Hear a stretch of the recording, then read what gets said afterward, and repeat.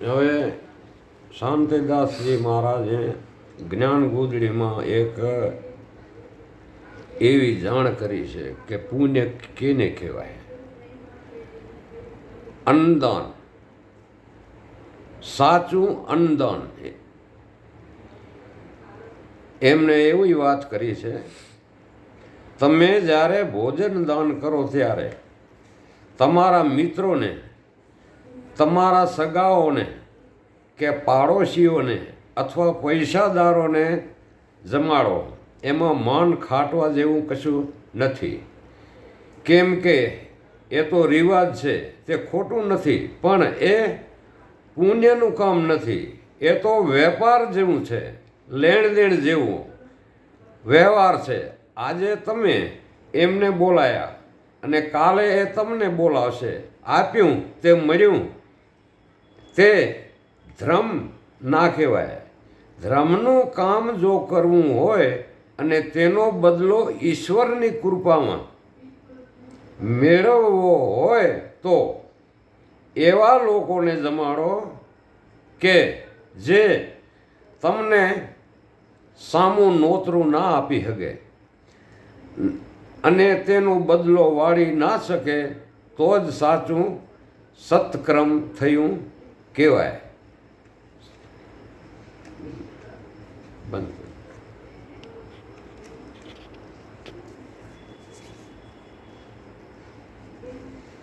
હવે એક પંક્તિ બીજી છે, એમણે બહુ જીવનનો સૌ પ્રથમ હિસાબ, જીવનનો સૌ પ્રથમ હિસાબ, પહેલો હિસાબ માંગશે માલિક આ જગત કરતા.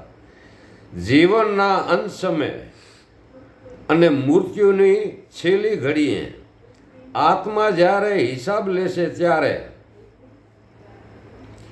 કેટલું તપ કર્યું, કેટલું જ્ઞાન મેળવ્યું, કેટલું ધ્યાન કર્યું, કેટલા વ્રત લીધા, કેટલી પ્રજા ઉત્પન્ન કરી, કેટલું ધન કમાણો, કેટલી સત્તા મેળવી, કેટલી યાત્રાઓ કરી, કે કેટલી નદીઓમાં સ્નાન કર્યું, એનો હિસાબ લેતો નથી. પરંતુ બીજાઓ માટે તમે શું કર્યું, તેમની સાથે કેવું વર્તન રાખ્યું, કેટલા જીવોને દુભાવ્યા, કેટલા ભૂખ્યાઓને ભોજન આપ્યું, કેટલા દુઃખીઓની સેવા કરી, એનો હિસાબ સૌ પ્રથમ લેશે.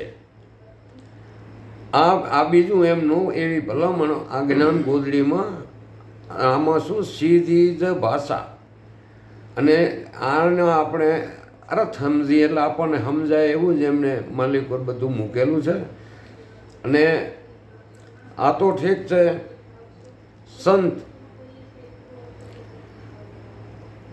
સંત એક પાણીની ધારા જેવા કહેવાય છે અને પાણી સિવાય જગતમાં હાલે નહીં. અને કુંભારામ બાપુની વાણી ધ્યાનની વાણી છે બધી. અને આ તો જેણે એમની હયાતીમાં જેણે ઓળખ્યા છે એ જ ઓળખે, બાકી નહીં. અને આમાં મેં 3 પુરુષોનો અનુભવ કર્યો. 3 પુરુષ, બીજાનું આપણે અન્યાય નથી કહેતા, પણ મારા અનુભવની વાત છે, જેના સંપર્કમાં આવ્યો એ હું કહું. એક આ કુંભારામ બાપુ, જે મને સમજણે પૂરી નથી એ સમયથી આવતા ગામમાં, અને એમની ભેગે બીજા ભગત હતા, રાજારામ મહારાજ હતા, નાનજી હઈ હતા, એ બીજા પણ હતા. પણ એની ભેગા મહાદેવા ભગતને મીઠાવ્યા. એમણે જેટલો એમની સેવા કરી એટલી કેણે નથી કરી. એમને બોલવાનું નહીં, સેવા જ કરવાની.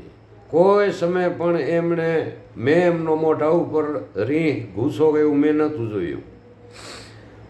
એ 2 અને ત્રીજા મારા ગુરુનો વખાણું નથી કરતો, પણ મેં જે જોયું એટલી જ વાત કરું છું. બધા સંતો બરાબર જ છે, પણ મારા સંપર્કમાં જે આવ્યા એની જ વાત કરું છું.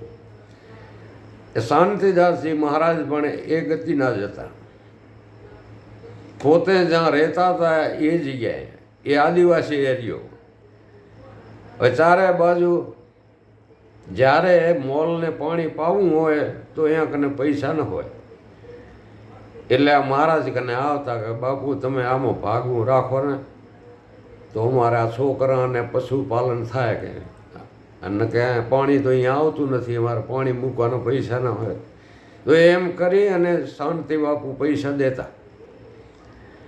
પછી એ પાછા જે કે ન જાય એ ગણતરી ન કરતા, મારે કે ભાગ નથી લેવો, આ તારું છોકરાનું અને જાનવરનું પાલન પોષણ થાય એવું તું કરી દે, ચોમાસું આવી જાય.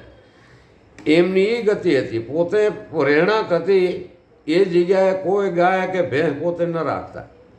અને અમારા જેવા જાતા હું દર્શન કરવા ત્યારે એટલું કહેતા કે તમે આણંદથી આવો છો એટલે ગરા સુધી ભરીને ના આવતા. જે અહીંયાથી ભક્તો જાય ને એટલે એવી કંઈ ગરા સુધી ભરીને નહીં આવવાનું. જો અહીંયા તમે ગરા સુધી ભરીને આવો, અહીંયા આવો ને પછી હું કંઈ મય નાખવું હોય તમારામાં તો રહેશે નહીં, ઉલટી થઈ જાય. એટલે એમનો અર્થ બીજો હતો કે આપણી અંદર ભાવના રહેવી જોઈએ, એવી જગ્યા રાખજો કે હું જે કંઈ કહું એ અંદર ઉતરે.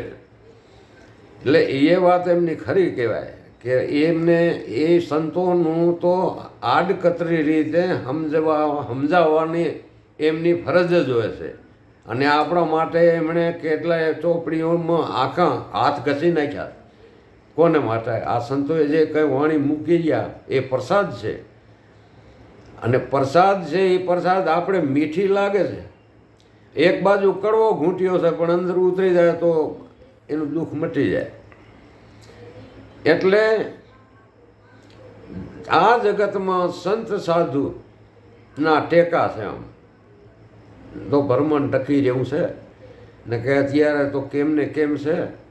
એટલે સંસ્કારમાં જુઓ, પછી કોઈ જગ્યાએ કાંઈ માપ નથી રહ્યું. પહેલાંને સમય જેવો સમય નથી, અત્યારે બધા હાઈફાઈ સમય થઈ ગયો. અને જેના ઘરમાં કાંઈ ભક્તિનો ભાવ હશે કે એવું હશે તો માનવું કે પૂર્વ જન્મમાં આ એનો ભાગીદારી હશે, કે ગમે એ અગ્નિને કાંઠે હાલ્યો હોય તો જ આ અવતારમાં આમાં બેહ ઉઠે નહીં હોય, આવામાં રસ હોય. બોલો શાંતિદાસ મહારાજ કી જય, કુંભારામ મહારાજ બાપુની જય, સર્વે સંતો કી જય, સર્વે દેવન કી જય, સર્વેનો મા બાપ કી જય. સત કેવલ સાહેબ